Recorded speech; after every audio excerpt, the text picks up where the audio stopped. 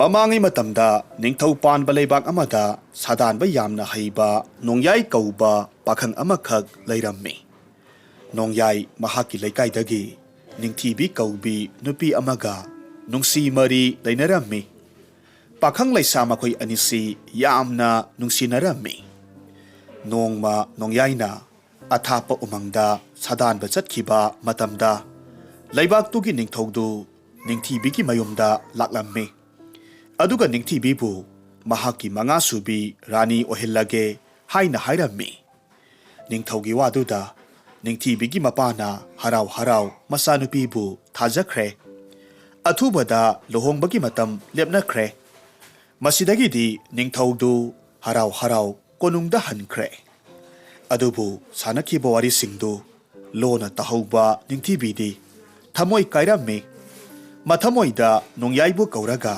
ꯃꯍꯥꯛꯀꯤ ꯀꯥꯗꯨꯗ ꯀꯞꯆꯔꯝꯃꯤ꯫ ꯇꯁꯦꯡꯅ ꯃꯍꯥꯛ ꯅꯣꯡꯌꯥꯏꯕꯨꯁꯨ ꯀꯥꯏꯅꯕ ꯄꯥꯝꯗꯦ ꯑꯃꯗꯤ ꯃꯃꯥ ꯃꯄꯥ ꯑꯅꯤꯒꯤ ꯃꯥꯌꯣꯛꯇꯁꯨ ꯂꯩꯕ ꯄꯥꯝꯗꯦ꯫ ꯑꯗꯨꯒ ꯑꯃꯔꯣꯝꯗ ꯅꯨꯄꯤ ꯂꯣꯟꯕꯗ ꯍꯥꯂꯦꯡꯕ ꯂꯩꯇ꯭ꯔꯕ ꯅꯤꯡꯊꯧꯗꯨꯒꯤ ꯑꯅꯤꯡꯕ ꯑꯄꯥꯝꯕꯒꯤꯗꯃꯛ ꯃꯍꯥꯛꯀꯤ ꯅꯨꯄꯤ ꯑꯣꯏꯕꯁꯨ ꯄꯥꯝꯗꯦ꯫ ꯑꯗꯨꯅ ꯃꯍꯥꯛ ꯃꯇꯥꯡ ꯆꯥꯕ ꯌꯦꯡꯂꯒ ꯃꯌꯨꯝ ꯊꯥꯗꯣꯛꯂꯒ ꯅꯣꯡꯌꯥꯏꯕꯨ ꯊꯤꯕ ꯆꯠꯈ꯭ꯔꯒꯦ ꯈꯜꯂꯝꯃꯤ꯫ ꯃꯔꯝ ꯑꯁꯤꯗꯒꯤ ꯃꯍꯥꯛ ꯃꯁꯥꯅ ꯂꯨꯍꯣꯡꯕꯁꯤ ꯄꯥꯝꯗ꯭ꯔꯒꯁꯨ ꯌꯥꯔꯦ ꯍꯥꯏꯁꯤꯟꯅꯔꯝꯃꯤ꯫ ꯑꯗꯨꯒ ꯃꯍꯥꯛ ꯍꯔꯥꯎ ꯍꯔꯥꯎ ꯂꯩꯔꯝꯃꯤ꯫ ꯅꯤꯡꯊꯤꯕꯤ ꯅꯨꯡꯇꯤ ꯅꯨꯃꯤꯠ ꯈꯨꯗꯤꯡ ꯈꯨꯟꯒꯤ ꯄꯨꯈ꯭ꯔꯤ ꯑꯆꯧꯕꯗ ꯅꯨꯡꯊꯤꯜ ꯇꯥꯂꯛꯇ ꯏꯁꯤꯡ ꯁꯣꯛꯄ ꯊꯣꯛꯂꯝꯃꯤ꯫ ꯃꯍꯧꯁꯥꯒꯨꯝ ꯃꯍꯥꯛ ꯂꯨꯍꯣꯡꯒꯗꯧꯕ ꯁꯨꯞꯅꯇꯪꯒꯤ ꯅꯨꯃꯤꯠ ꯍꯨꯝꯅꯤ ꯈꯛꯇꯪ ꯉꯥꯏꯔꯕ ꯃꯇꯝꯗ ꯃꯍꯥꯛ ꯏꯁꯤꯡ ꯁꯣꯛꯄ ꯆꯠꯂꯝꯃꯤ꯫ ꯄꯨꯈ꯭ꯔꯤ ꯑꯆꯧꯕ ꯌꯧꯔꯕ ꯀꯥꯟꯗꯗꯤ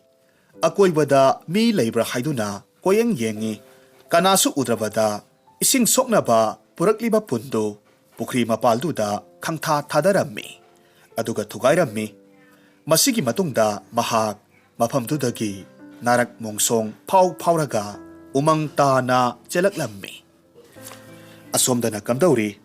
ꯅꯨꯃꯤꯠ ꯇꯥꯁꯤꯜꯂꯛꯂꯕ ꯐꯥꯎꯕ ꯏꯁꯤꯡ ꯁꯣꯛꯄ ꯆꯠꯈꯤꯕ ꯅꯤꯡꯊꯤꯕꯤꯗꯨ ꯍꯟꯖꯤꯜꯂꯛꯇ꯭ꯔꯕ ꯑꯗꯨꯗ ꯃꯃꯥ ꯃꯄꯥ ꯑꯅꯤꯗꯨ ꯅꯨꯡꯁꯥ ꯊꯤꯟꯅꯔꯝꯃꯤ꯫ ꯉꯁꯥꯏ ꯃꯈꯩꯗꯤ ꯉꯜꯂꯤꯉꯩꯗꯗꯤ ꯃꯁꯨꯡ ꯃꯃꯥꯟꯅꯕꯤꯁꯤꯡꯒ ꯂꯩꯃꯤꯟꯅꯔꯝꯒꯅꯤ ꯈꯜꯂꯝꯕꯅꯤ꯫ ꯑꯗꯨꯕꯨ ꯃꯝꯁꯤꯜꯂꯛꯂꯕ ꯑꯗꯨꯗꯗꯤ ꯂꯩꯕ ꯌꯥꯔꯛꯇꯕꯗꯒꯤ ꯃꯃꯥ ꯃꯄꯥ ꯑꯅꯤꯗꯨ ꯈꯨꯟꯒꯤ ꯄꯨꯈ꯭ꯔꯤ ꯑꯆꯧꯕꯗ ꯌꯦꯡꯕ ꯂꯥꯛꯂꯝꯃꯤ꯫ ꯄꯨꯈ꯭ꯔꯤ ꯌꯧꯔꯕ ꯀꯥꯟꯗꯗꯤ ꯃꯆꯥꯅꯨꯄꯤꯅ ꯄꯨꯈꯤꯕ ꯄꯨꯟ ꯑꯗꯨ ꯃꯆꯦꯠ ꯃꯆꯦꯠ ꯀꯥꯏꯔꯒ ꯂꯩꯃꯥꯏꯗ ꯇꯥꯔꯒ ꯂꯩꯔꯝꯕꯗꯨ ꯊꯦꯡꯅꯔꯝꯃꯤ꯫ ꯃꯗꯨ ꯎꯕꯗ ꯃꯆꯥꯅꯨꯄꯤꯗꯨ ꯈꯨꯗꯣꯡꯊꯤꯕ ꯇꯥꯔꯦ, ꯀꯅꯥꯒꯨꯝꯕ ꯐꯠꯇꯕ ꯃꯤꯑꯣꯏꯁꯤꯡꯅ ꯃꯆꯥꯅꯨꯄꯤꯕꯨ ꯐꯥꯕꯤꯈ꯭ꯔꯦ ꯈꯜꯂꯝꯃꯤ꯫ ꯃꯔꯝ ꯑꯁꯤꯗꯒꯤ ꯅꯤꯡꯊꯤꯕꯤꯒꯤ ꯃꯃꯥꯗꯨ ꯃꯆꯥꯅꯨꯄꯤꯕꯨ ꯀꯧꯔꯒ ꯀꯞꯂꯛꯈꯤ꯫ ꯃꯄꯥꯅ ꯅꯤꯡꯊꯧꯒꯤ ꯃꯅꯥꯛꯇ ꯆꯠꯂꯨꯁꯤ ꯑꯗꯨꯒ ꯋꯥꯀꯠꯂꯨꯔꯁꯤ ꯍꯥꯏꯅ ꯍꯥꯏꯔꯝꯃꯤ꯫ ꯃꯁꯤꯗꯒꯤꯗꯤ ꯃꯈꯣꯏ ꯑꯅꯤꯃꯛ ꯅꯤꯡꯊꯧꯒꯤ ꯀꯣꯅꯨꯡ ꯇꯥꯅ ꯂꯥꯛꯂꯝꯃꯤ꯫ ꯀꯣꯅꯨꯡ ꯌꯧꯔꯕ ꯀꯥꯟꯗ ꯃꯆꯥꯅꯨꯄꯤ ꯃꯥꯡꯈꯤꯕꯒꯤ ꯄꯥꯎꯗꯨ ꯃꯔꯤꯛ ꯆꯨꯝꯅ ꯇꯝꯂꯝꯃꯤ꯫ ꯈꯨꯗꯛ ꯑꯗꯨꯗ ꯅꯤꯡꯊꯧꯅ ꯃꯅꯥꯏ ꯃꯁꯜ ꯀꯌꯥꯃꯔꯨꯝ ꯊꯥꯗꯣꯛꯂꯒ ꯀꯥꯆꯤꯟ ꯀꯣꯌꯥ ꯂꯩꯕꯥꯛ ꯁꯤꯟꯕ ꯊꯨꯡꯅ ꯅꯤꯡꯊꯤꯕꯤꯕꯨ ꯊꯤꯍꯜꯂꯝꯃꯤ꯫ ꯑꯗꯨꯕꯨ ꯆꯌꯣꯜ ꯑꯃ ꯍꯧꯈ꯭ꯔꯕ ꯐꯥꯎꯕ ꯅꯤꯡꯊꯤꯕꯤꯗꯤ ꯐꯪꯂꯝꯗꯦ꯫ ꯑꯁꯣꯝꯗꯅ ꯀꯝꯗꯧꯔꯤ? ꯅꯤꯡꯊꯤꯕꯤ ꯎꯃꯪ ꯑꯃꯒꯤ ꯃꯌꯥꯏꯗ ꯂꯃꯥꯡꯅꯔꯒ ꯂꯩꯔꯝꯃꯤ꯫ ꯎꯃꯪ ꯑꯁꯤꯗꯒꯤ ꯃꯍꯥꯛꯅ ꯃꯇꯧ ꯀꯔꯝꯅ ꯂꯥꯟꯊꯣꯛꯀꯅꯤ ꯈꯟꯕꯗ ꯈꯟꯐꯝ ꯈꯪꯗ꯭ꯔꯦ꯫ ꯎꯄꯥꯏ ꯂꯩꯇꯕꯗꯒꯤ ꯅꯣꯡꯌꯥꯏꯕꯨ ꯀꯧꯔꯒ ꯀꯞꯂꯝꯃꯤ꯫ ꯑꯁꯨꯝꯅ ꯃꯍꯥꯛꯅ ꯀꯞꯂꯒ ꯂꯩꯔꯤꯉꯩ ꯃꯇꯝꯁꯤꯗ ꯅꯨꯄꯥ ꯑꯃꯒꯤ ꯈꯣꯟꯖꯦꯜꯅ ꯂꯨꯝ ꯂꯨꯝ ꯂꯥꯎꯅ ꯍꯥꯏꯔꯛꯂꯝꯃꯤ꯫ ꯅꯨꯄꯤ ꯃꯆꯥ, ꯀꯔꯤ ꯇꯧꯔꯕꯒꯦ? ꯅꯍꯥꯛꯅ ꯑꯩꯒꯤ ꯃꯤꯡ ꯀꯧꯔꯒ ꯀꯞꯂꯤꯕꯗꯤ ꯀꯔꯤ ꯇꯧꯔꯦ?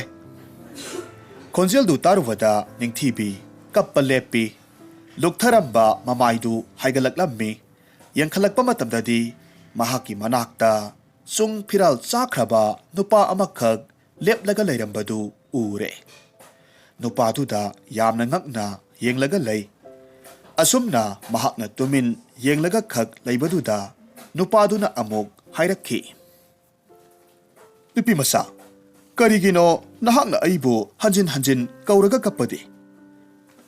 ꯃꯁꯤꯗ ꯅꯤꯡꯊꯤꯕꯤꯅ ꯈꯨꯝꯃꯤ, ꯑꯩꯍꯥꯛꯇꯤ ꯅꯪꯕꯨ ꯀꯧꯗꯦ, ꯑꯩꯗꯤ ꯑꯩꯒꯤ ꯅꯨꯄꯥ ꯀꯧꯖꯕꯅꯤ ꯃꯁꯤꯗ ꯅꯨꯄꯥꯗꯨꯅ ꯁꯥꯎꯅ ꯑꯁꯨꯝꯅ ꯍꯥꯏꯔꯝꯃꯤ ꯀꯔꯤ ꯉꯁꯥꯏꯗꯒꯤ ꯑꯩꯍꯥꯛꯄꯨ ꯀꯧꯔꯒ ꯀꯞꯂꯤꯕꯗꯨꯕꯨ ꯀꯧꯗꯦ ꯍꯥꯏꯕ ꯅꯍꯥꯛꯀꯤꯗꯨ ꯈꯣꯌꯨꯝ ꯂꯥꯏꯔꯦꯝꯕ ꯅꯣꯡꯌꯥꯏ ꯑꯩꯕꯨ ꯎꯁꯤꯠꯇ꯭ꯔꯤꯕꯔꯥ ꯀꯔꯦꯝꯅꯔꯤꯕ ꯍꯥꯏꯕꯗꯨꯔꯥ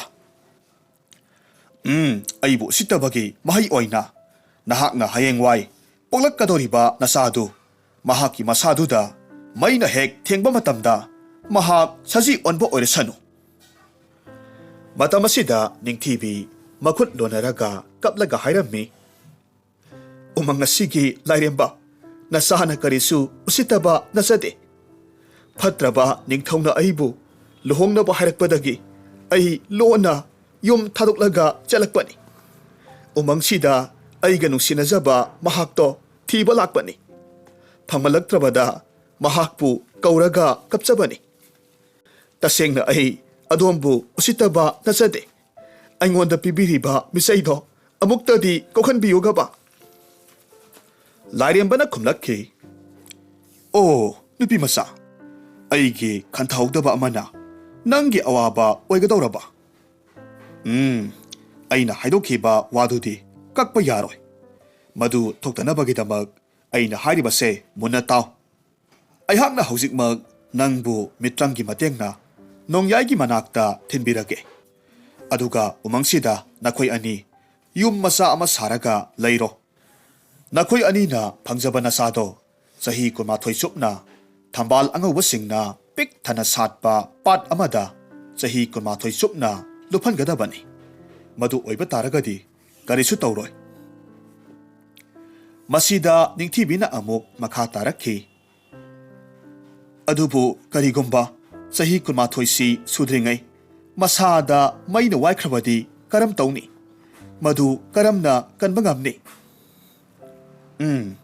ꯃꯗꯨ ꯊꯣꯛꯇꯅꯕꯒꯤꯗꯃꯛꯅꯤ ꯑꯩꯅ ꯎꯃꯪꯗ ꯂꯩꯌꯨ ꯍꯥꯏꯔꯤꯕꯁꯦ ꯀꯔꯤꯒꯨꯝꯕ ꯈꯨꯗꯣꯡꯊꯤꯕ ꯊꯣꯛꯄ ꯇꯥꯔꯒꯗꯤ ꯀꯟꯅꯕ ꯎꯄꯥꯏꯗꯤ ꯂꯩꯇꯦ ꯑꯗꯨꯕꯨꯅꯦ ꯀꯅꯥꯒꯨꯝꯕ ꯊꯃꯣꯏ ꯁꯦꯡꯕ ꯃꯤ ꯑꯃꯒꯤ ꯍꯣꯠꯅꯖꯃꯜꯅꯗꯤ ꯈꯨꯗꯣꯡꯊꯤꯕꯗꯨꯗꯒꯤ ꯇꯔꯥꯏꯅ ꯂꯥꯟꯊꯣꯛꯄ ꯉꯝꯅꯤ ꯍꯧꯖꯤꯛꯇꯤ ꯅꯍꯥꯛ ꯅꯃꯤꯠ ꯎꯏꯁꯤꯜꯂꯣ ꯅꯣꯡꯌꯥꯏꯒꯤ ꯃꯅꯥꯛꯇ ꯊꯤꯟꯕꯤꯔꯒꯦ ꯂꯥꯏꯔꯦꯝꯕꯅ ꯍꯥꯏꯕꯒꯤ ꯃꯇꯨꯡ ꯏꯟꯅ ꯅꯣꯡꯌꯥꯏ ꯃꯃꯤꯠ ꯎꯏꯁꯤꯜꯂꯦ ꯃꯤꯠꯀꯨꯞ ꯈꯔꯒꯤ ꯃꯇꯨꯡꯗ ꯂꯥꯏꯔꯦꯝꯕꯅ ꯑꯃꯨꯛ ꯃꯃꯤꯠ ꯄꯥꯡꯊꯣꯛꯂꯣ ꯍꯥꯏꯔꯝꯃꯤ ꯃꯃꯤꯠ ꯄꯥꯡꯊꯣꯔꯛꯇꯨꯅ ꯌꯦꯡꯕ ꯀꯥꯟꯗꯗꯤ ꯍꯩꯄꯥꯜ ꯂꯩꯄꯥꯟꯇꯅ ꯊꯜꯂꯕ ꯎꯃꯪ ꯑꯃꯈꯛ ꯑꯣꯏꯔꯝꯂꯦ ꯃꯁꯤꯗꯒꯤꯗꯤ ꯂꯥꯏꯔꯦꯝꯕꯗꯨꯁꯨ ꯃꯥꯡꯊꯣꯛꯈ꯭ꯔꯦ इखंग खंगौदना लाइरेंबदु मांखिबदुदा निंगथीबी यामना ngakna yenglaga leihouwi thangnaba mitkuptadi mahak makhol amakhak taraklammi makhol du tawada mahak anakpa adomda sa kai leiboi khanbadagi senba haurammi una akanba mathak aduda senbagi makhol kayasu thoklammi khanghaude khongkap manga tara senba haubagadi mahaki khubamda karigumba machin tumba amakhakna khangyung yungsilakhi matamsida mahak saina kholga loinana yamna kanna lawi loinana mahak leimaida tusilammi mahak masagi khubamda yunglibadu karino yengi yunglibadu tenjai oiramki aduga kanagumba amana jalakpagi makholsu taraklammi mahakna yengkhalakpa matamdadi nongyai chensilakpa urammi nongyaisu ningthibi ubaduda sap lepi munna yengi pakhang laisa anidu mitka ngaihakti michanai ningthibigi khubamda tenjaina yungbadagi thorakliba ising aduna leimaida tap tarammi nongyai madu urubadagi parap changsilaklammi aduga tenjaidu satlammi matamduda ningthibi mamit mana chajet ushille nongyaina tera apaibi mana khara haplaga ningthibigi asokpada haplammi ningthibi karigino asuk lapkhraba mafamsida laklibadi nahakpu kanaga lakpage ningthibi kapna thokiba wari pumnamak tamlammi masidagidi lairembana hairambagi matung inna mafamduda khangpok sang macha amakhak sarammi aduga makhoi ani matai managom leiminnarammi sahi olakpa matamda masanupa ama phangjarammi masanupa si hek pokpagadi Lairembana hairam-bagi matung inna, Nongyayna, Thambal angauba ngakta satpa pat aduda puraklammi. Aduga angangdu irup halammi. Angangdugi mamingsu Ningthem haina kaurammi. Asumna Ningthemna piklingay matamdadi, mapana puraga patuda irup halammi. Adubu angang asina sahi 13 muk surakpa matamdagidi masa mathanta hek chatlaga irup lammi.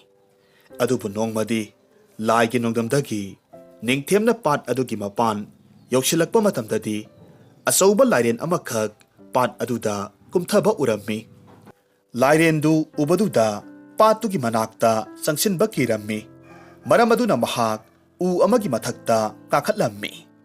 Lairendu pat adudagi kakhatkhiba ngairaga lay. Asumna uthak aduda lairambadagidi Ningthem asum uitharaklammi. Masidagidi mahak tumthakre. Asomdana kamdauri irup pachatkhiba masanupadu Panat thenglaba phauba halaktabaduda Ningthibi wakhal yamna nungairamde. Sadan bachatkiba mapuroibadu halakpa ngaidana Ningthibi patu tamna laklammi. Pat yaurabada masanupa udabaduda pat masin aduda kumtharammi. Masabu kauraga thirammi. Adubu mahak isingda iroiba hairamde. Maramasina mahak ising manungduda iraknarammi. Asuk wana lairingay, tanzaduda, ngasay isingduda kumtakhiba lairendu phaugalaklammi, aduga Ningthibibu pumyot kre. Adubu thokriba pumnamaksi, Ningthemgi manakta thokhiba oiragasu, mahakti u mathakta tumlaga laibana, karimata hek khanghaudre, mahakna mitkap thorakpa kandadi, maphamdu pungmam mamlamle. Lairendusu pat adudagi, Kakhrabara, kadribara, khanglamde. Amamba marak aduda, u mathak adudagi, kumtharak pasu kirammi. Asomdana kamdauri, Ningthemgi mapa Nongyay, sa tanba chatpada, kay amaga mayok narubadagi, yamna sathina soklaga, gyan tadana masi amada layrammi. Asumna layringay, umang aduda lakpa atopa sadanba amakhak thengnabadagi, Nongyaybu, sadanba aduna, puraga chatkhi. Amamba marak aduda Ningthem kina uthak aduda adum lairammi. Mahakna adumna lairingayduda khanghaude may mangal amakhak phauraklammi. Matam aduda mahakna makhada yengtharuba matamdadi mayada may wawa kamba singlay amakhak nupi taretna phananaba hotnarammi. Tauriba mataudu Ningthemgi oinadi ahanbani. Maramaduna mahak mangaktu thindok yenglammi. Mahakna asumna yenglingay sida. Singlay dudagi kamthorakpa may aduna. Masamdu machet ama chakthokre. Masidagi di mahak pakhatpoy kariboy khanglawlawi. Asumna lawasida mahak udugi makhada ontharaklammi. Mahakna asumna ontharakpa sida. Singlay phanaba hotnaramliba nupi taretu yengthoraklammi. Aduga makhoi taretugi manungdagi amadi changsilakhi. Aduga makhada taraga lairiba Ningthemgi masamda chakliba maidu muthatlammi. Asumna nupi asina maidu hek muthatpagadi Ningthem angangba masugi saji amakhak onthokre. Aduga yamna thuna senkre. Matamduda nupidudi yamna ngakna yenglaga lay. Adubu nupi taruk adudi karimata khanglamde. Makhoi tarukti singlay dubu nam haraga parammi aduga pat aduda puthakre. Adubu nupi amadudi mathwai yamna nungaitana pat adugi mapalda adumag phamlaga lay. Matam aduda singlay puraga irupkhiba nupi taruk adusu isingdagi amuk phaugalaklammi. Aduga phamlaga layriba nupiduda yenglaga hairakhi. Atombi kari taure? Nahakna manglaga phamlibadubu karigino. Lairen ningthaugi chakthakto piramlabani. Ngasigidi aikhoi ningkha tamba yarani. Masida heloi atonbidu khumlaklammi. Isem khoi phajaraba laikol kayada koithok piruro. Ngasidi ai mafamsida tumena adumak laihorage. ꯑꯇꯣꯟꯕꯤ ꯃꯥꯏꯊꯣꯡꯗ ꯅꯨꯡꯉꯥꯏꯇꯕ ꯃꯃꯤ ꯇꯥꯕꯗꯣ ꯏꯐꯣꯡ ꯐꯣꯡꯂꯦ ꯍꯦꯂꯣꯏ ꯑꯩꯈꯣꯏ ꯇꯔꯦꯠꯇꯤ ꯑꯃꯠꯇꯅꯤ ꯑꯃꯅ ꯋꯥꯕꯗ ꯃꯇꯦꯡ ꯄꯥꯡꯅꯒꯗꯕꯅꯤ ꯅꯍꯥꯛꯀꯤ ꯅꯨꯡꯉꯥꯏꯇ꯭ꯔꯤꯕꯗꯣ ꯀꯔꯤꯅꯣ ꯅꯁꯦꯝ ꯑꯩꯈꯣꯏꯗꯁꯨ ꯍꯥꯏꯌꯨ ꯑꯁꯨꯝꯅ ꯍꯥꯏꯕꯗꯒꯤ ꯍꯦꯂꯣꯏ ꯑꯇꯣꯟꯕꯤꯅ ꯈꯨꯝꯂꯛꯂꯝꯃꯤ ꯏꯁꯦꯝ ꯇꯔꯨꯛꯃꯛ ꯇꯥꯕꯤꯌꯨ ꯉꯁꯤꯗꯤ ꯌꯥꯝꯅ ꯅꯨꯡꯉꯥꯏꯇꯕ ꯊꯧꯗꯣꯛ ꯑꯃꯈꯛ ꯊꯣꯛꯂꯔꯦꯗꯣ ꯉꯁꯥꯏ ꯑꯩꯈꯣꯏꯅ ꯆꯤꯡꯂꯥꯏꯗꯣ ꯐꯥꯅꯅꯕ ꯍꯣꯠꯅꯔꯤꯉꯩ ꯎꯊꯛꯇꯒꯤ ꯇꯥꯔꯛꯈꯤꯕ ꯃꯁꯝꯅ ꯃꯩ ꯆꯥꯛꯇꯨꯅ ꯇꯥꯔꯛꯈꯤꯕ ꯅꯨꯄꯥ ꯃꯆꯥꯗꯣ ꯑꯩꯅ ꯆꯪꯁꯤꯜꯂꯒ ꯃꯍꯥꯛꯀꯤ ꯃꯁꯝꯗꯣ ꯃꯩ ꯆꯥꯛꯂꯤꯕꯗꯨ ꯃꯨꯊꯠꯂꯨꯕꯅꯤ ꯃꯇꯝꯗꯨꯗꯗꯤ ꯁꯖꯤ ꯑꯉꯥꯡꯕ ꯑꯃꯈꯛ ꯑꯣꯜꯂꯒ ꯆꯦꯟꯈ꯭ꯔꯦ ꯃꯁꯤ ꯑꯩꯍꯥꯛꯀꯤ ꯀꯔꯤ ꯏꯄꯥꯞ ꯂꯩꯕꯅꯅꯣ ꯈꯪꯗ꯭ꯔꯦ ꯑꯩ ꯍꯧꯖꯤꯛ ꯀꯔꯤ ꯇꯧꯒꯗꯕꯅꯣ ꯈꯪꯗ꯭ꯔꯦ ꯋꯥꯐꯝ ꯑꯗꯨꯗ ꯍꯦꯂꯣꯏ ꯇꯔꯨꯛ ꯑꯗꯨꯁꯨ ꯀꯔꯤ ꯇꯧꯔꯒ ꯑꯉꯥꯡꯗꯨ ꯁꯖꯤꯗꯒꯤ ꯑꯃꯨꯛ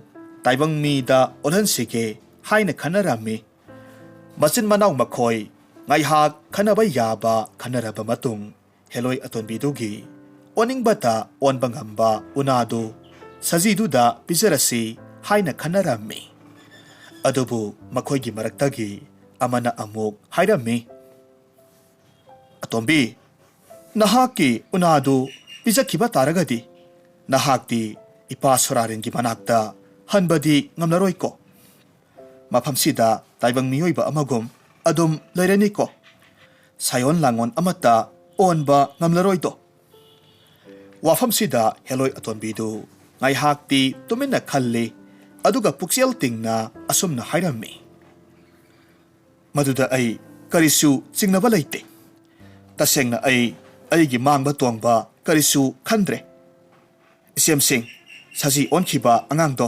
ꯊꯤꯔꯨꯔꯒꯦ ꯑꯩꯈꯣꯏ ꯀꯥꯏꯅꯔꯁꯤ ꯑꯁꯨꯝꯅ ꯍꯦꯂꯣꯏ ꯑꯇꯣꯟꯕꯤꯗꯨ ꯅꯤꯡꯊꯦꯝꯅ ꯑꯣꯟꯈꯤꯕ ꯁꯖꯤꯗꯨ ꯊꯤꯕ ꯂꯥꯛꯂꯝꯃꯤ ꯍꯦꯂꯣꯏ ꯑꯇꯣꯟꯕꯤꯗꯨ ꯎꯃꯪꯗꯨꯒꯤ ꯅꯥꯔꯛ ꯃꯣꯡꯁꯣꯡꯁꯤꯡꯗ ꯆꯪꯂꯒ ꯑꯁꯨꯝ ꯂꯥꯛꯂꯝꯃꯤ ꯑꯗꯨꯕꯨ ꯅꯤꯡꯊꯦꯝꯅ ꯑꯣꯟꯕ ꯁꯖꯤꯗꯨꯗꯤ ꯊꯤꯕ ꯐꯪꯂꯝꯗꯦ ꯐꯪꯕ ꯀꯧꯕ ꯃꯔꯩꯇꯕꯗꯨꯗ ꯎꯔꯣꯛ ꯑꯃꯒꯤ ꯁꯛꯂꯣꯟ ꯂꯧꯔꯝꯃꯤ ꯑꯗꯨꯒ ꯑꯇꯤꯌꯥꯗ ꯀꯣꯏꯄꯥꯏ ꯄꯥꯏꯔꯒ ꯌꯦꯡꯂꯝꯃꯤ ꯃꯇꯝ ꯑꯗꯨꯗ ꯍꯦꯂꯣꯏ ꯑꯇꯣꯟꯕꯤ ꯑꯗꯨꯅ ꯄꯥꯠ ꯑꯃꯒꯤ ꯏꯔꯩꯗ ꯑꯉꯥꯡꯕ ꯁꯖꯤꯗꯨ ꯏꯔꯥꯛꯅꯔꯒ ꯂꯩꯕ ꯎꯔꯝꯃꯤ ꯄꯥꯠ ꯑꯗꯨꯒꯤ ꯃꯄꯥꯜꯗꯅ ꯅꯣꯏ ꯄꯦꯜꯂꯕ ꯀꯩ ꯃꯉꯥꯅ ꯁꯖꯤꯗꯨ ꯑꯣꯛꯀꯗꯧꯕꯒꯤ ꯉꯥꯏꯔꯒ ꯂꯩꯕꯁꯨ ꯊꯦꯡꯅꯔꯝꯃꯤ ꯃꯇꯧ ꯑꯗꯨꯗ ꯍꯦꯂꯣꯏ ꯑꯇꯣꯟꯕꯤꯗꯨ ꯈꯨꯗꯛ ꯑꯗꯨꯗ ꯎꯔꯣꯛ ꯑꯣꯏꯔꯝꯕꯗꯒꯤ ꯆꯤꯡꯂꯥꯏ ꯑꯃꯈꯛ ꯑꯣꯟꯊꯣꯛꯈ꯭ꯔꯦ ꯑꯗꯨꯒ ꯄꯥꯠꯇꯨ ꯇꯝꯅ ꯄꯥꯏꯊꯔꯛꯂꯝꯃꯤ ꯑꯗꯨꯒ ꯁꯖꯤꯗꯨ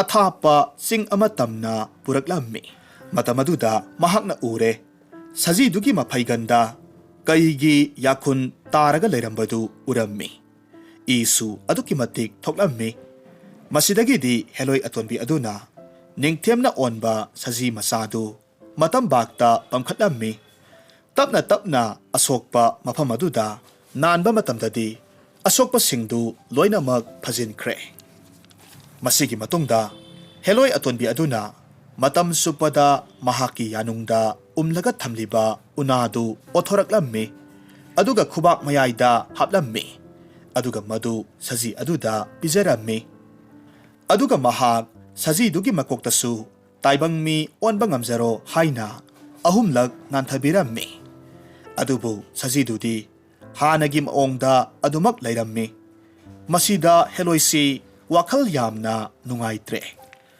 ꯑꯗꯨꯕꯨ ꯋꯥꯔꯕꯁꯨ ꯋꯥꯅ ꯃꯍꯥꯛ ꯃꯇꯝ ꯈꯔꯗꯤ ꯁꯖꯤꯁꯤ ꯇꯥꯏꯕꯪ ꯃꯤꯒꯤ ꯁꯛꯐꯝꯗ ꯍꯟꯖꯤꯜꯂꯛꯄ ꯉꯥꯏꯕ ꯑꯣꯏꯅ ꯁꯖꯤꯗꯨ ꯀꯣꯏꯁꯟ ꯁꯦꯟꯅꯔꯝꯃꯤ ꯅꯣꯡꯃꯒꯤ ꯅꯨꯃꯤꯠ ꯑꯃꯗ ꯍꯥꯅꯧꯅ ꯄꯤꯛ ꯊꯟꯅ ꯍꯧꯕ ꯃꯐꯝ ꯑꯃꯗ ꯁꯖꯤꯗꯨ ꯁꯖꯤꯛ ꯆꯥꯔꯝꯃꯤ ꯁꯖꯤꯗꯨꯒꯤ ꯅꯥꯀꯟꯗ ꯍꯦꯂꯣꯏ ꯑꯇꯣꯟꯕꯤꯗꯨ ꯂꯦꯞꯂꯒ ꯂꯩ ꯑꯁꯨꯝꯅ ꯂꯩꯔꯤꯉꯩ ꯃꯇꯝꯁꯤꯗ ꯏꯁꯤꯡ ꯆꯦꯟꯕꯒꯤ ꯃꯈꯣꯜ ꯑꯃꯈꯛ ꯍꯦꯂꯣꯏ ꯑꯇꯣꯟꯕꯤꯗꯨꯒꯤ ꯃꯅꯥꯀꯣꯡꯗ ꯇꯥꯔꯛꯈꯤ ꯇꯁꯦꯡꯅ ꯃꯍꯥꯛ ꯁꯖꯤ ꯑꯁꯤꯒ ꯍꯦꯛ ꯄꯨꯟꯈꯤꯕ ꯅꯨꯃꯤꯠ ꯑꯁꯤꯗꯒꯤꯗꯤ ꯑꯆꯦꯟꯕ ꯏꯁꯤꯡꯗ ꯁꯥꯟꯅꯕ ꯐꯪꯈꯤꯗ꯭ꯔꯦ ꯃꯔꯝ ꯑꯗꯨꯅ ꯃꯍꯥꯛ ꯈꯪꯍꯧꯗꯅ ꯏꯁꯤꯡꯒꯤ ꯃꯈꯣꯜꯗꯨ ꯇꯥꯕ ꯀꯥꯟꯗ ꯌꯥꯝꯅ ꯁꯥꯟꯅꯅꯤꯡꯕ ꯐꯥꯎꯔꯝꯃꯤ ꯁꯖꯤ ꯑꯁꯤꯅ ꯁꯖꯤꯛ ꯆꯥꯔꯤꯉꯩ ꯉꯥꯏꯍꯥꯛꯇꯪ ꯑꯣꯏꯔꯒꯁꯨ ꯁꯥꯟꯅꯔꯨꯒꯦ ꯈꯟꯕꯗꯒꯤ ꯑꯀꯣꯏꯕꯗꯨꯗ ꯁꯖꯤꯁꯤꯗ ꯈꯨꯗꯣꯡꯊꯤꯕ ꯅꯪꯍꯟꯕ ꯌꯥꯕ ꯁꯥ ꯀꯩ ꯂꯩꯕ꯭ꯔꯥ ꯍꯥꯏꯗꯨꯅ ꯀꯣꯌꯦꯡ ꯌꯦꯡꯉꯤ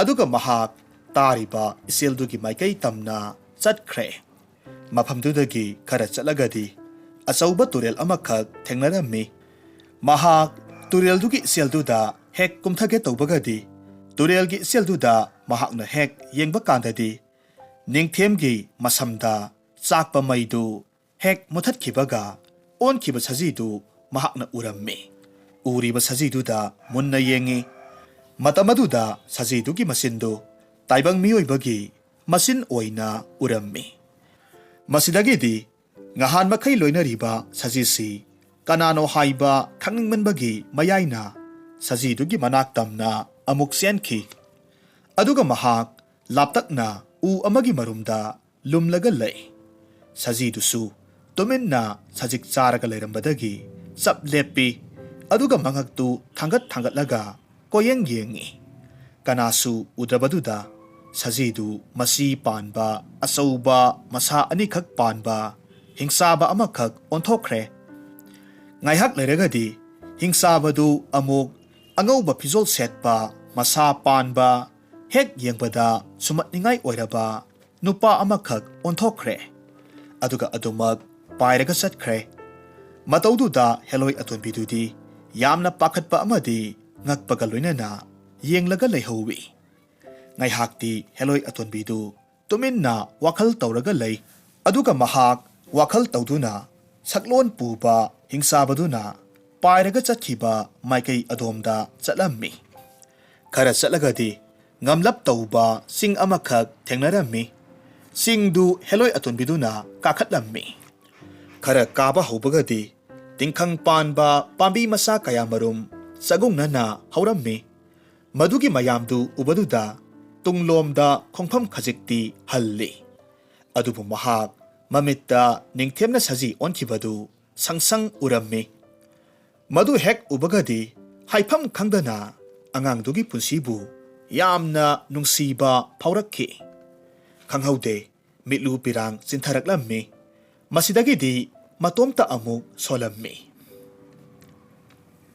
ꯑꯩꯒꯤ ꯈꯨꯗꯣꯡꯆꯥꯗꯕ ꯀꯌꯥ ꯂꯩꯔꯒꯁꯨ ꯑꯉꯥꯡ ꯑꯗꯨꯒꯤ ꯄꯨꯟꯁꯤꯕꯨꯗꯤ ꯎꯄꯥꯏ ꯑꯃ ꯅꯠꯇ꯭ꯔꯒꯅ ꯎꯄꯥꯏ ꯑꯃ ꯇꯧꯔꯒ ꯀꯟꯗꯕ ꯌꯥꯗꯦ꯫ ꯑꯁꯨꯝꯅ ꯁꯣꯜꯂꯝꯃꯤ꯫ ꯑꯗꯨꯒ ꯁꯣꯔ ꯁꯥꯡꯅ ꯍꯣꯜꯂꯤ꯫ ꯇꯤꯡꯈꯪ ꯃꯔꯛ ꯑꯗꯨꯗ ꯑꯃꯨꯛ ꯀꯥꯈꯠꯄ ꯍꯧꯋꯤ꯫ ꯇꯤꯡꯈꯪꯁꯤꯡ ꯑꯗꯨꯅ ꯊꯤꯟꯕꯒꯤ ꯆꯩꯅꯥꯗꯨꯅ ꯅꯥꯕ ꯍꯦꯟꯃꯟꯈꯤꯕꯗꯒꯤ ꯁꯣꯔ ꯆꯥꯎꯅ ꯆꯥꯎꯅ ꯍꯣꯜꯂꯝꯃꯤ꯫ ꯑꯁꯨꯝꯅ ꯋꯥꯅ ꯋꯥꯅ ꯆꯤꯡꯗꯨꯃꯗꯤ ꯂꯥꯟꯊꯣꯛꯂꯝꯃꯤ꯫ ꯆꯤꯡꯗꯨ ꯍꯦꯛ ꯂꯥꯟꯊꯣꯛꯄꯒꯗꯤ ꯇꯣꯔꯕꯥꯟꯗꯨ ꯌꯥꯝꯅ ꯂꯥꯞꯅ ꯎꯕ ꯑꯆꯧꯕ ꯏꯄꯥꯛ ꯑꯃꯈꯛ ꯊꯦꯡꯅꯔꯝꯃꯤ꯫ ꯏꯁꯤꯡ ꯏꯄꯥꯛ ꯑꯗꯨꯗ ꯃꯇꯤꯟ ꯌꯣꯠꯊꯔꯒ ꯃꯨꯟꯅ ꯌꯦꯡꯉꯤ꯫ ꯑꯗꯨꯒ ꯏꯁꯤꯡ ꯏꯄꯥꯛ ꯑꯗꯨꯗ ꯆꯣꯡꯊꯔꯝꯃꯤ꯫ ꯏꯄꯥꯛꯇꯨ ꯂꯥꯟꯊꯣꯛꯅꯕꯒꯤꯗꯃꯛ ꯏꯔꯣꯏꯔꯝꯃꯤ꯫ ꯑꯁꯨꯝꯅ ꯏꯄꯥꯛꯇꯨ ꯂꯥꯟꯊꯣꯔꯛꯄ ꯃꯇꯝꯗꯗꯤ ꯅꯨꯃꯤꯠ ꯀꯌꯥꯅꯤꯔꯣꯝ ꯆꯪꯈ꯭ꯔꯦ꯫ ꯑꯗꯨꯕꯨ ꯃꯍꯥꯛ ꯎꯆꯤꯟ ꯅꯥꯆꯤꯟꯅꯗꯤ ꯂꯥꯟꯊꯣꯛꯄꯗꯤ ꯉꯝꯂꯝꯃꯤ꯫ ꯇꯣꯔꯕꯥꯟꯗꯨ ꯍꯦꯛ ꯌꯧꯕꯒꯗꯤ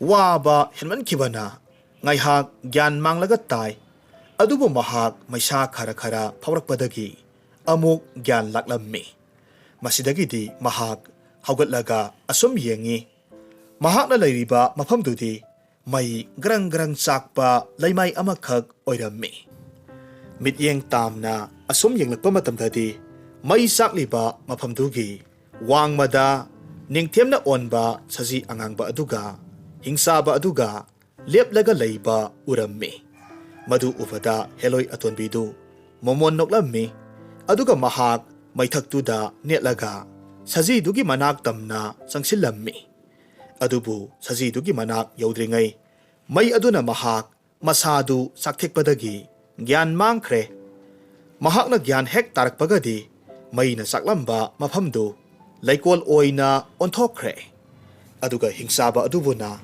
ꯂꯥꯏꯔꯦꯝꯕꯗꯨ ꯑꯣꯟꯊꯣꯔꯛꯂꯝꯃꯤ꯫ ꯑꯗꯨꯒ ꯁꯖꯤ ꯑꯉꯥꯡꯕ ꯑꯗꯨꯗꯤ ꯅꯤꯡꯊꯦꯝ ꯑꯣꯟꯊꯣꯛꯈ꯭ꯔꯦ꯫ ꯍꯦꯂꯣꯏ ꯑꯇꯣꯟꯕꯤꯗꯨꯒꯤ ꯃꯅꯥꯛ ꯇꯝꯅ ꯆꯪꯁꯤꯜꯂꯛꯂꯝꯃꯤ꯫ ꯃꯅꯥꯛ ꯌꯧꯔꯕ ꯀꯥꯟꯗꯗꯤ ꯍꯦꯂꯣꯏ ꯑꯇꯣꯟꯕꯤꯁꯨ ꯂꯥꯏꯔꯦꯝꯕ ꯑꯗꯨꯅ ꯋꯥꯈꯜ ꯇꯥꯍꯜꯂꯝꯃꯤ꯫ ꯍꯦꯂꯣꯏ ꯑꯇꯣꯟꯕꯤꯗꯨ ꯃꯍꯥꯛꯅ ꯋꯥꯈꯜ ꯇꯥꯔꯛꯄ ꯀꯥꯟꯗ ꯂꯥꯏꯔꯦꯝꯕ ꯑꯃꯗꯤ ꯅꯤꯡꯊꯦꯝ ꯂꯦꯞꯂꯒ ꯂꯩꯔꯝꯕꯗꯨ ꯊꯦꯡꯅꯔꯝꯃꯤ꯫ ꯃꯗꯨꯗ ꯃꯍꯥꯛ ꯌꯥꯝꯅ ꯍꯔꯥꯎꯅ ꯅꯤꯡꯊꯦꯝꯕꯨ ꯀꯣꯟꯁꯤꯜꯂꯝꯃꯤ꯫ ꯑꯃꯗꯤ ꯂꯥꯏꯔꯦꯝꯕ ꯑꯗꯨꯗ ꯈꯨꯔꯨꯝꯂꯝꯃꯤ꯫ Matang asida lairemba aduna hairakhi. Sakhelabi, aibu matam supada, nahakna napuroiba oijarake haina ningjabaduda, nahaksi kayam thaujal haibage haibadu, aina changyeng tobani. Nasidagedi, nahaki apambadu thongbo oijaro. Asumna hairaga, heloi atonbidugi, unadu amuk pirami, adubu heloi atonbidu, tuminna adumag leplagalay. Masida lairemba aduna hairakhi. Kari pendaba laire. Heloi atonbina kumlaklami. Pat aduda lairiba laire ningthongna, aikhoi taretpu pharaga, magi minai oina thamlibani. Masidagi aikhoi amuktadi kanbiyo. Masidagi di heloi atonbi, lairemba amadi, ningthem, pat adu tamna laklammi. Pat yaurabada lairemba aduna, laire ningthaubu hatoklammi. Laire ningthau siraba aduda, ningthemgi mama ningthibi, lairendugi mayatagi thokhalaklammi. Amaromda, ningthemgi mapasu, magi nupi amadi, masa thiba lakpada, tan hek sanarubadagi, mafamduda yoksilaklammi. Amadi, makhoi loinamak thengnarammi.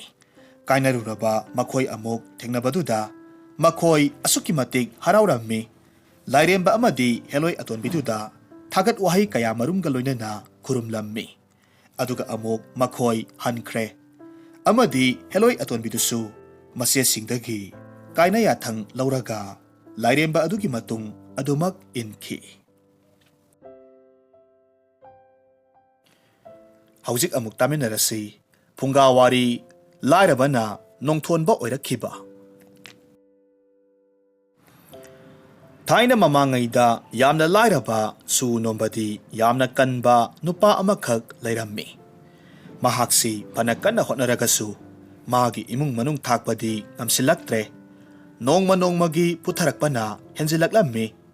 Aduna mahak kari tausiga haiduna, mathanta lamhang amada phamlammi, aduga wakhal tauwi. Aise, onthokna laibak thikraba haibuduni. Pana yamna sui, nomi. Adubu isa singsi, mabuk thanna pijaba ngamlaktre. Nongdamba kauba laina, aibu thauzan bidre.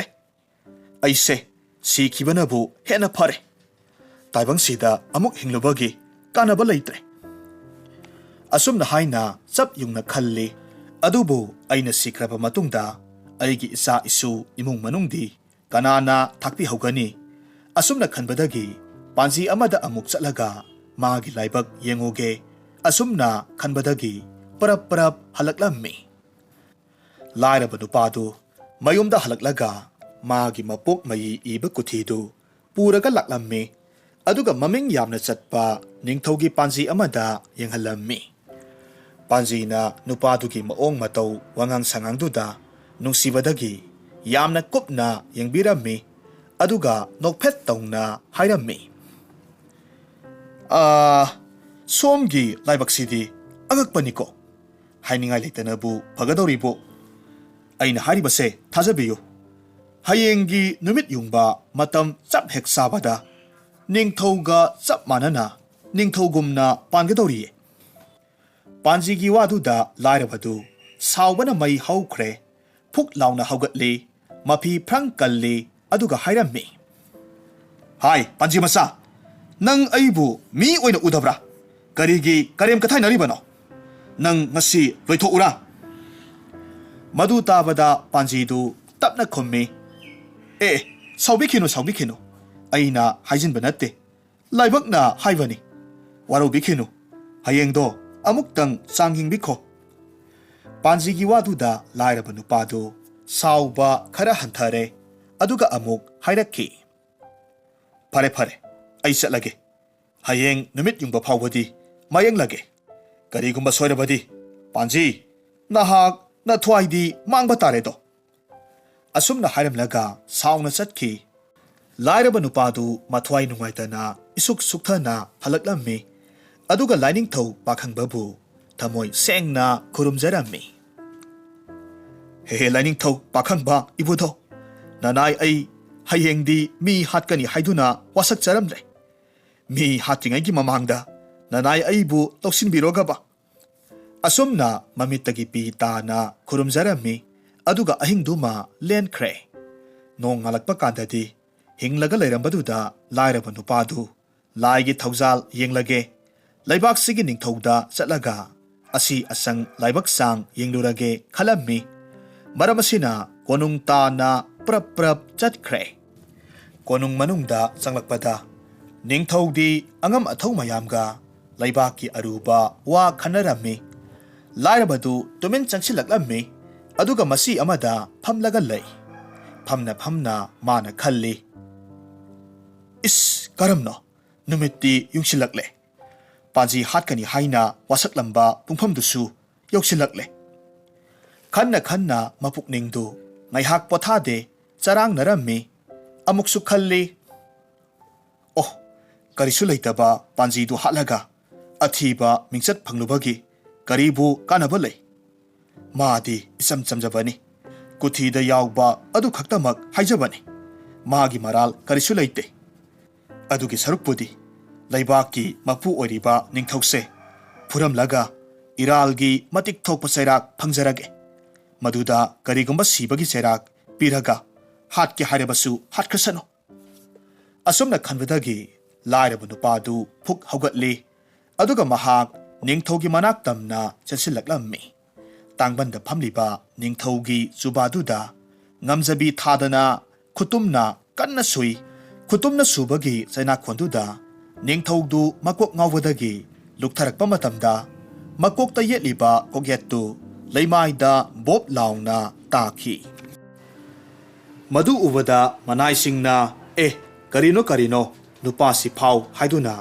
mayam sangsinnaraklammi aduga nupadu phare makhong makhut pusilaga kaisum sangda thamkhre mayamna hai nupa nangbu ngawbro karigino nangna laibaki ningthoudabu sensilaga khutumna suribadi nang hojik matik thokpa chairak phangba taredo asumna hairabada lairaba nupadudi lausinga amata yaudana tuminna ngakna lei lainingthou pakhangbana manaibu thaujanbirage haiduna laibakta taraga leiriba ningthougi koget marak aduda lin amakhak makok khajiktang thingat halaga lehellammi aduga madu mayam pumnamakta uhallammi madu ubada manai masal pumnamak angakpa akibaga loinana hainaraklammi lin amakhak iningthougi koget marakta yauraga leire lin nasiktuna iningthousi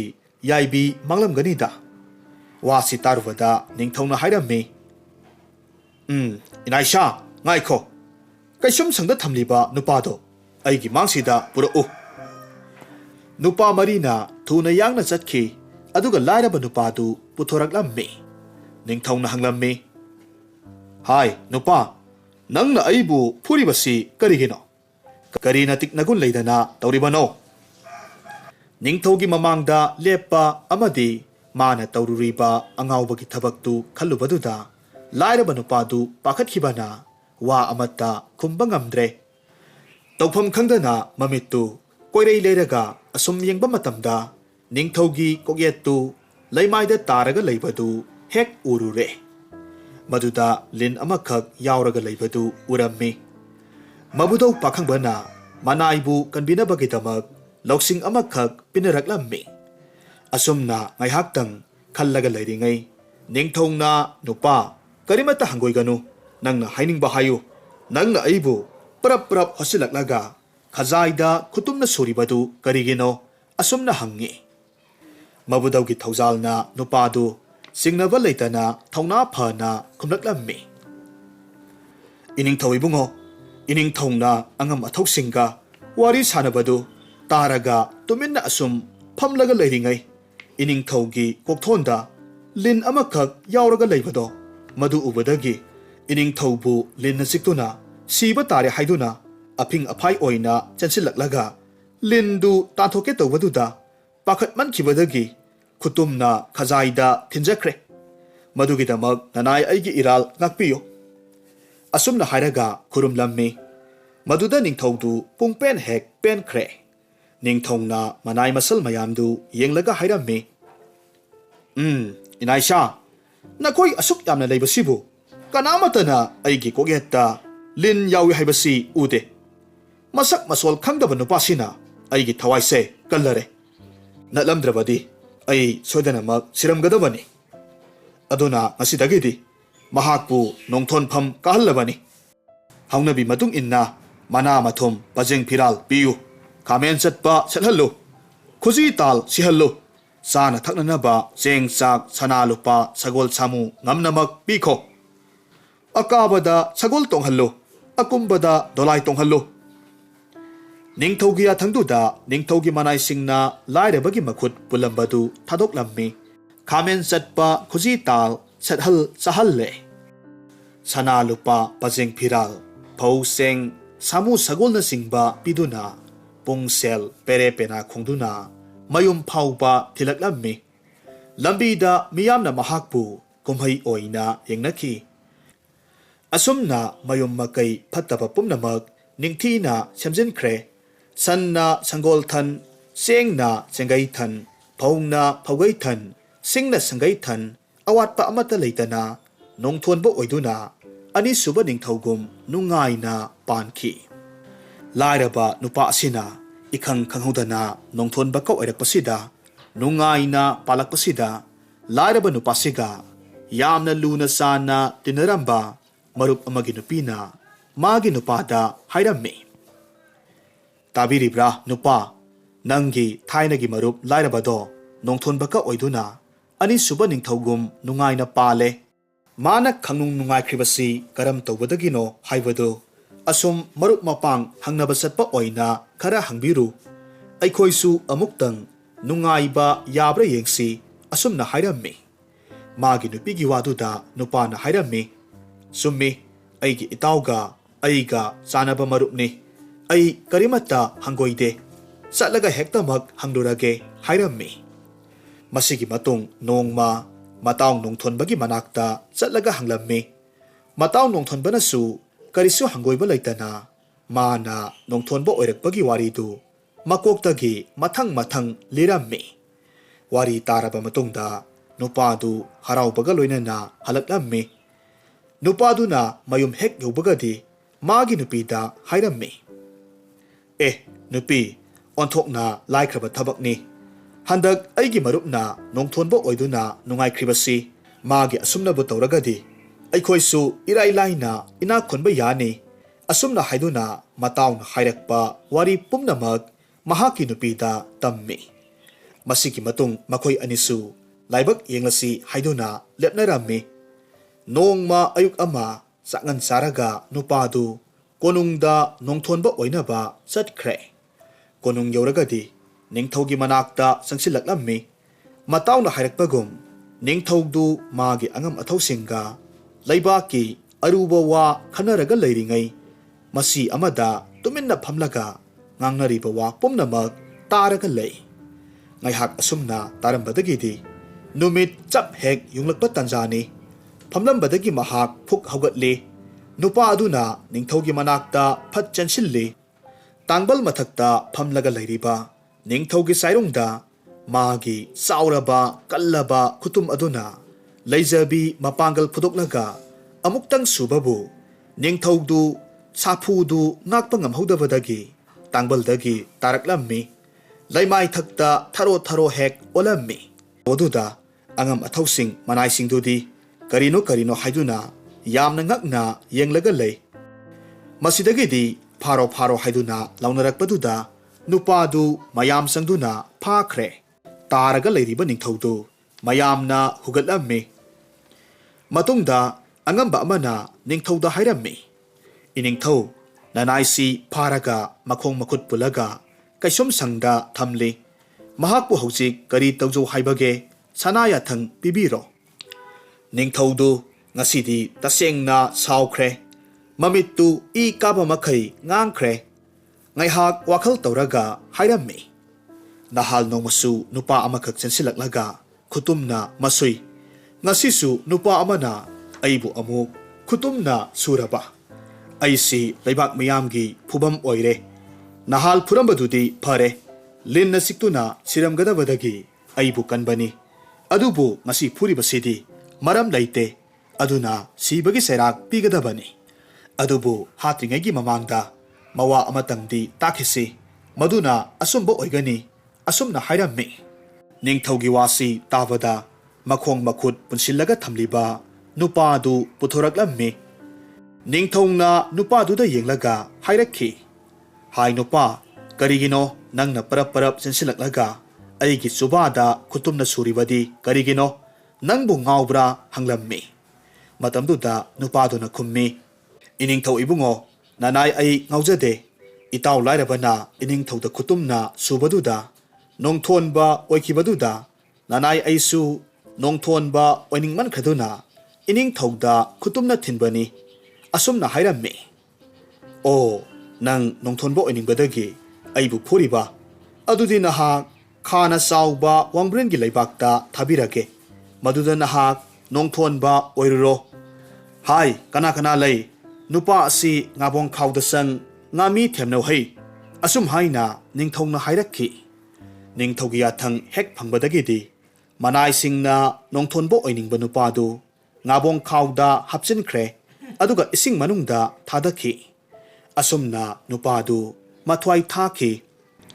Asomdana lairaba koklaba nongthonbadudi magi maraibak sembibadi panjidunani khalubada mabu mayumda chak kauraga sana tanga lupa tanga pirol sengphau kacharami aduga panjidubu kurumlammi. Panjidusu peladuna nungaina palu hairammi asumna bor piramlaga hanki. Mi amagi maraibak mi amana hektamag oiba yade. Ningthauda kutumna surubadagi nongthonba oi haiduna kutumna suruba nupadu ngabong khawda sangduna ngagi masinjak oiraga arembada punsi mangki.